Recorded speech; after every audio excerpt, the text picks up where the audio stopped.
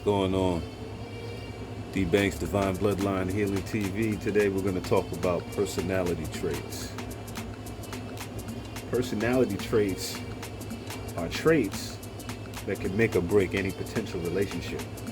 Each of us have a cluster of traits that are more or less constant in the majority of the decisions we are in. Each of us have a cluster of traits that are more or less constant in the majority of the situations we are in. Some people might be more extroverted, which means they are very sociable and crave interactions with other people.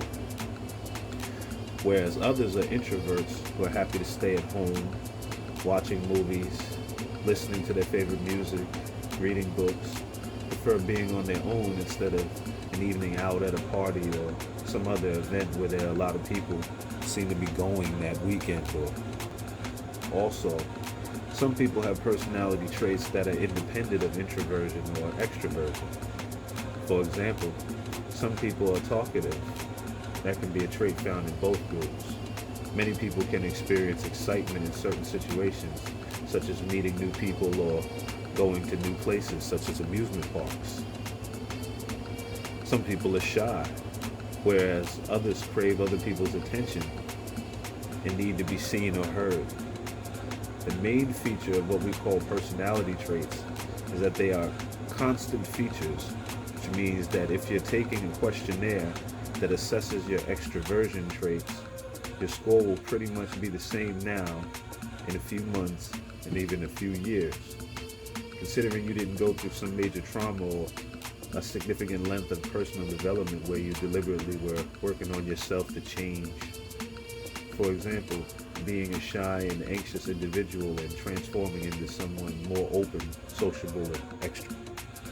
Speaking generally, there are three characteristics of personality traits.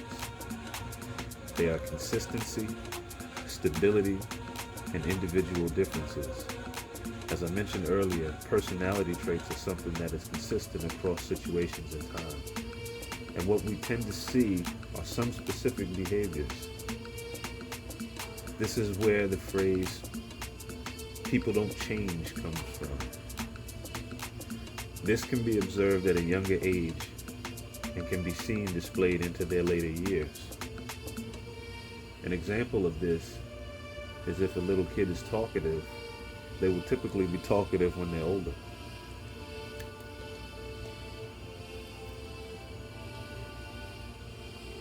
Thirdly, individual differences mean that everyone is different.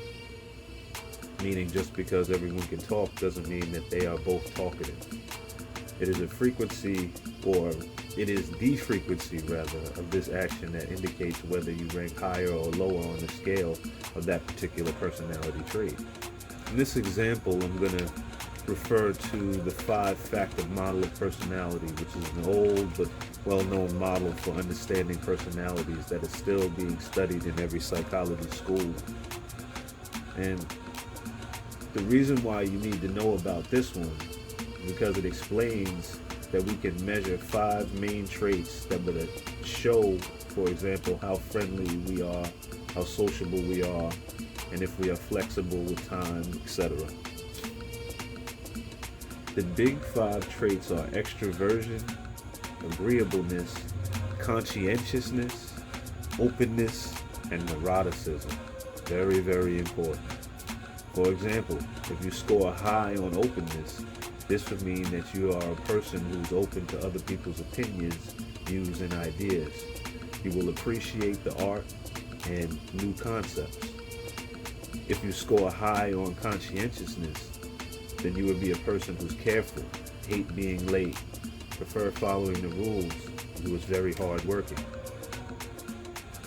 Extroversion means that you're quite talkative, sociable, and enjoy other people's company. Agreeableness, means that it's easier for you to agree and get along with others, stand up for your own distinctive ideas and opinions. Neuroticism means that you might be more on the sensitive side when it comes to emotions. You tend to frequently experience emotions such as sadness, worry, and anger.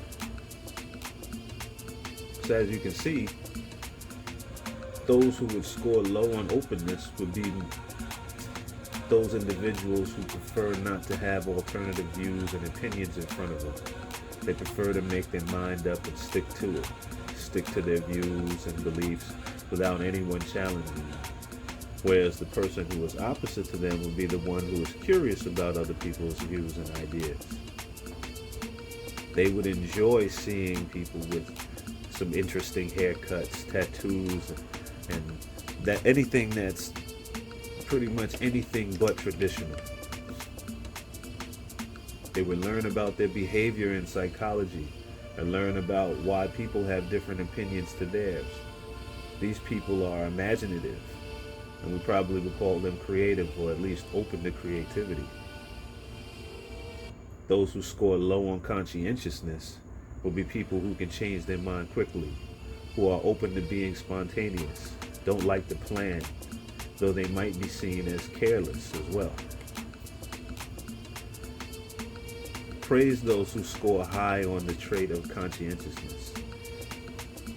They would be those individuals who like to plan and be punctual, who don't like being late. So if we think about dating the person on the high end of conscientiousness, they would be the ones who would plan the date, who would want to know in advance what they are doing, what time, and when they're meeting, what is planned. And so if we talk about dating the person on the high end of the conscientiousness scale, they would be the ones who plan the date, who want to know in advance what they're doing, what time, when they're meeting, what is planned. And if they are on a date with the person who's on the opposite end of the scale, this might actually lead to disaster. Because if you think that the other person is the one who comes late, who doesn't want to plan, but suggests being spontaneous instead, who might change their minds about where you're both meeting or going, this might lead to disaster in the long run.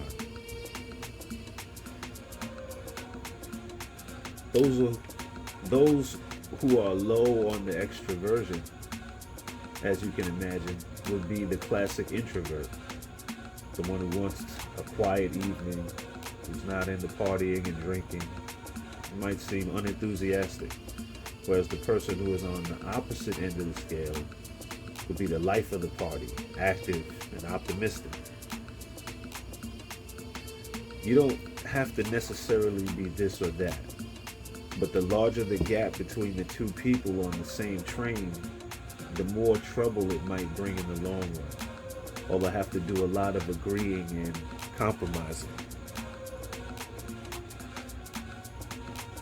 People who have low scores on agreeableness are those who basically don't like to agree and accept other people's opinions. They want to assert their own rights, and they might be seen as highly uncooperative. They might also be seen as manipulative and rude. They just don't want to budge. They have this overwhelming need to be right. Whereas on the opposite scale would be those who are agreeable. They like to agree. It's easier for them to agree in order to keep the peace. They don't mind accepting other people's views, even if they are vastly different from their own. These individuals are giving, helpful, and good-natured. As you can imagine, it's easy to live and have relationships with people who score moderate to high on the agreeableness trait. And finally, people who score low versus high on neuroticism are people who do not get annoyed by small annoyances. They can be called secure and even unemotional, versus people who constantly worry about a little thing or might be insecure and feel inadequate.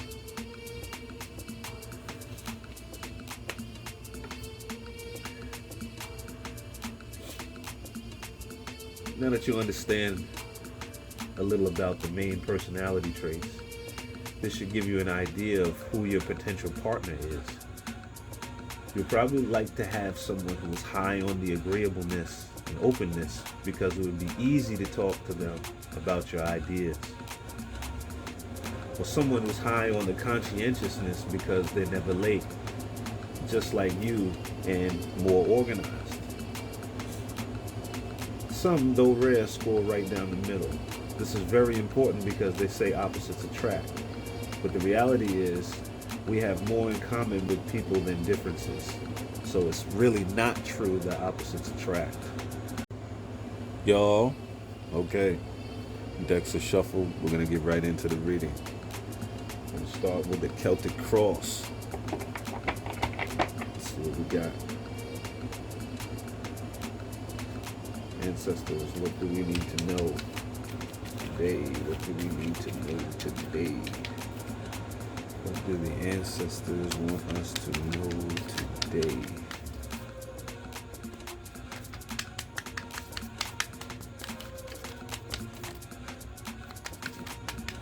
Beautiful, beautiful. Thank you, ancestors, for giving us this message. What do you want us to know today?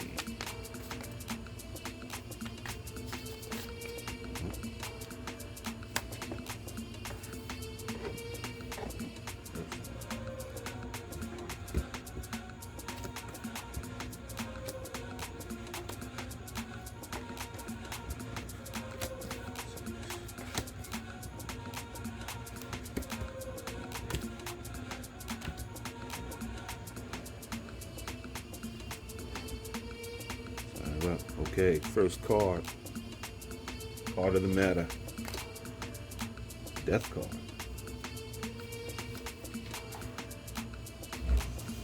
Now in this deck, the death card is transformation. Destruction and rebirth run through all forms of being under the domination of time. Transformation, surprise, beginning and end. Rebirth, freedom, balance. So, what we've got here. Transformation is the heart of the matter. I like that. It's a good way to start it off. Number 2. What is the challenge of the time period, ancestors? 4 of Pentacles. Now the 4 of Pentacles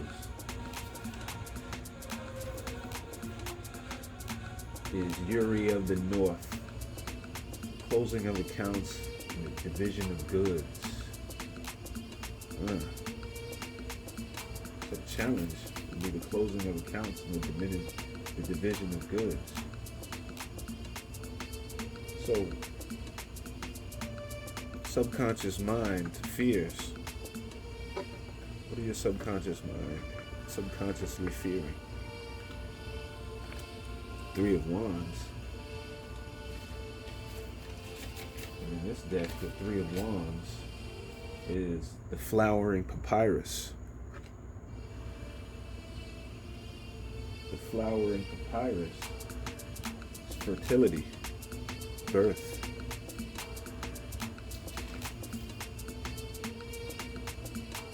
So you fear being okay, so transformation is the main idea. And you're feeling afraid of this new birth.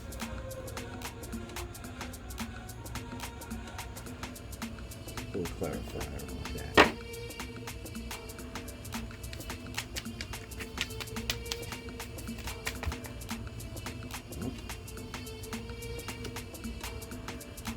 Queen of Chalices. In this deck, the Queen of Chalices is the Lady of Life. Foresight, wisdom, sensitivity, hospitality. Okay.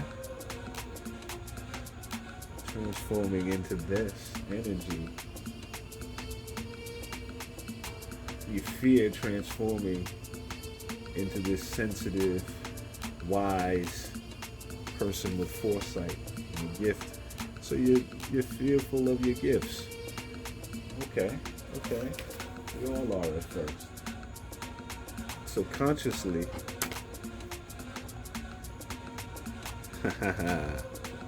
What you're consciously looking at is the Nine of Pentacles. And in this deck, the Nine of Pentacles is the power of attunement, shrewdness, caution, seeing both sides of something. It's all right. I'm liking where this is going. Definitely liking where this is going. So, recent past influences.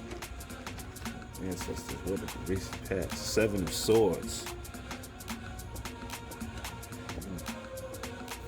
Seven of Swords in this deck is the Lament of Isis. And this is a warning.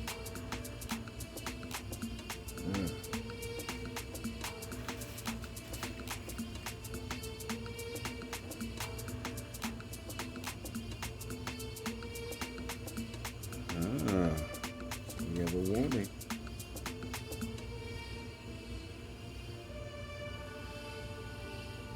So in your immediate future, we have Temperance.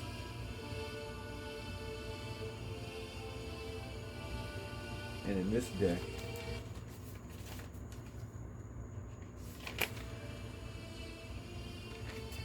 Temperance is initiative. Water dripping drop by drop, erodes even the hardest stone. Moderation, peace, patience, care, adaptability. All right, now we're talking.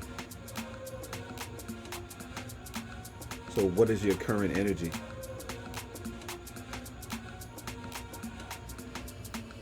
Your current energy is the Three of Pentacles.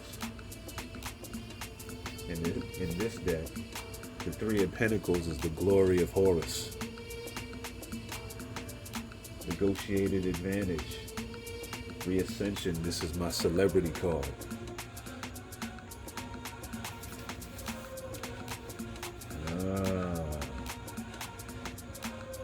So your current energy is a celebrity, huh? I like it.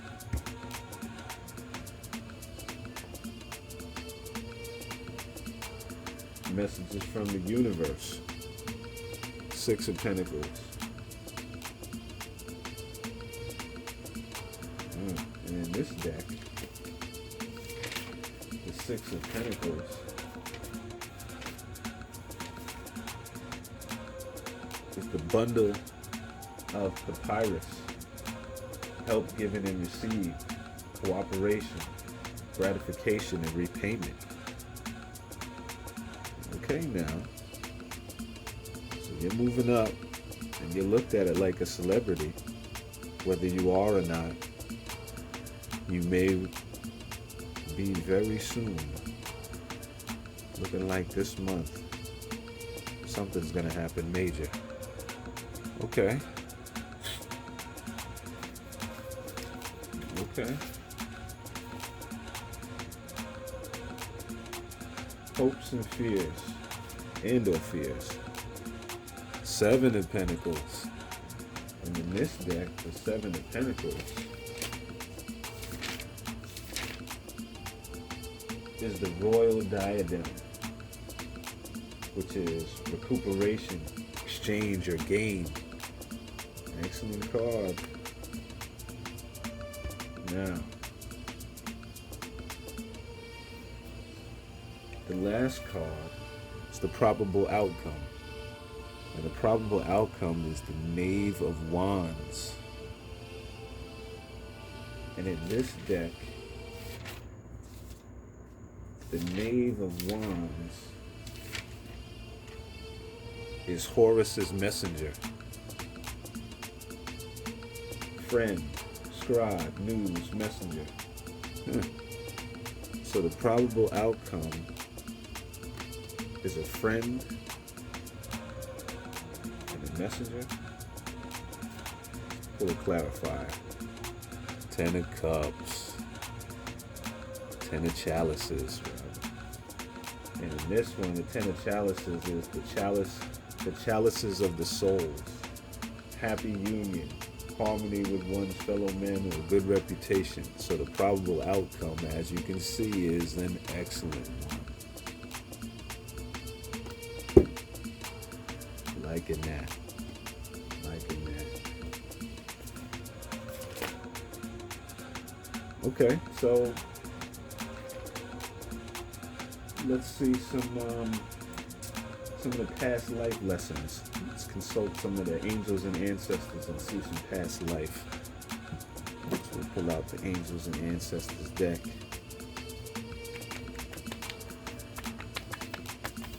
See what they have to say.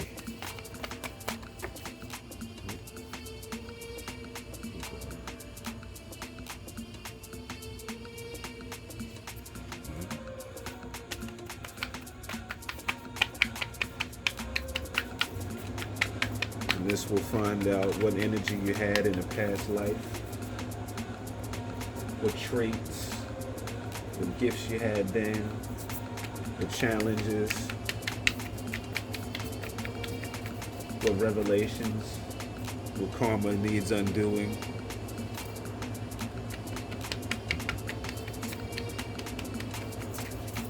What help, what energy will support you. Right.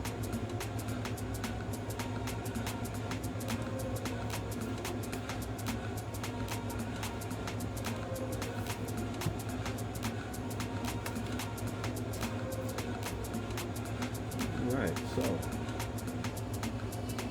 what energy did you have in a past life? Earth Mother. Feel loved and comforted. All right. Now we'll go into the traits. What gifts did you have then? And what did you have? What gifts do you have now? Sun.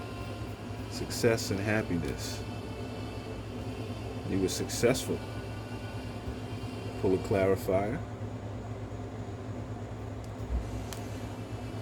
Release the old and rest. Nice. Gifts. You learned how to relax. And you learn how to harvest in the autumn time. And that's your gift, your traits. What is your greatest challenge then and now, in a past life and now? Dropping your shields, the protection guardian. Had a lot of trouble doing that.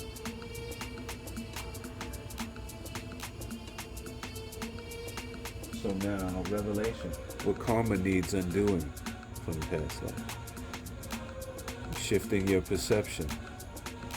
It's time for a change. See that? Time to shift your perception. What should you shift your perception to? Clarifying card, the Knight. Being brave and honest. Not holding everything in.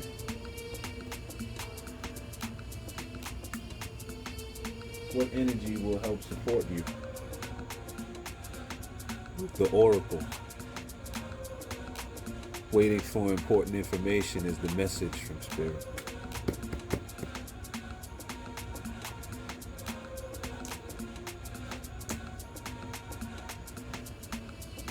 And how will it help you grow?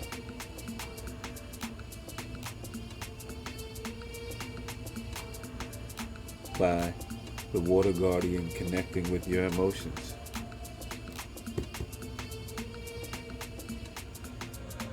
And what energy are you stepping into as a result of these lessons?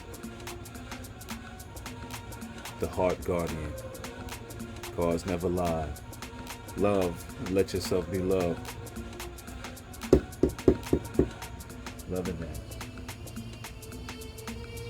And we'll finish off with some Moonology. Let's see. Past, present, and 3. 4.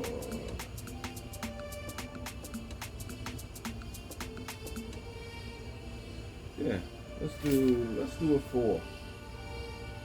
Let's do a 4. So we got the Moonology deck. Pre-shuffled. Good. Oh, that one wants to come out. Go there. And with this, we're going to find out what energy is rising up in you now. What's the solution to any challenge you face now? What's the advice? What's the final outcome?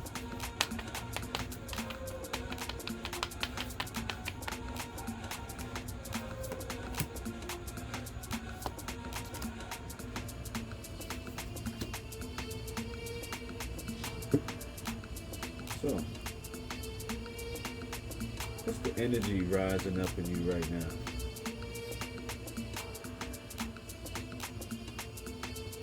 You see that? Luck is on your side.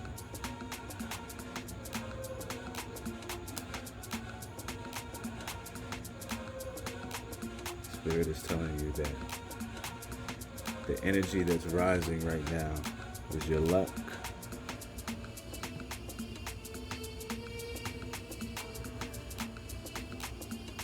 What's the solution to any challenge you face now?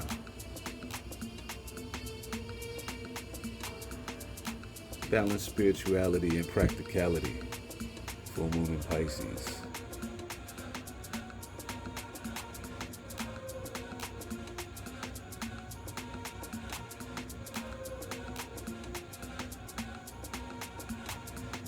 What is the advice right now?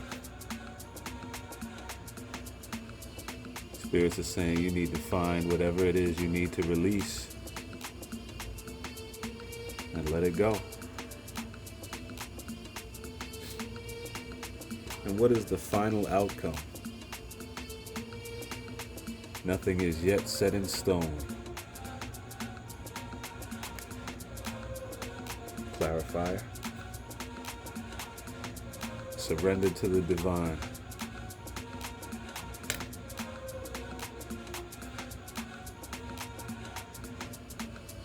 One more clarifier. Spirit is saying, take time to breathe out.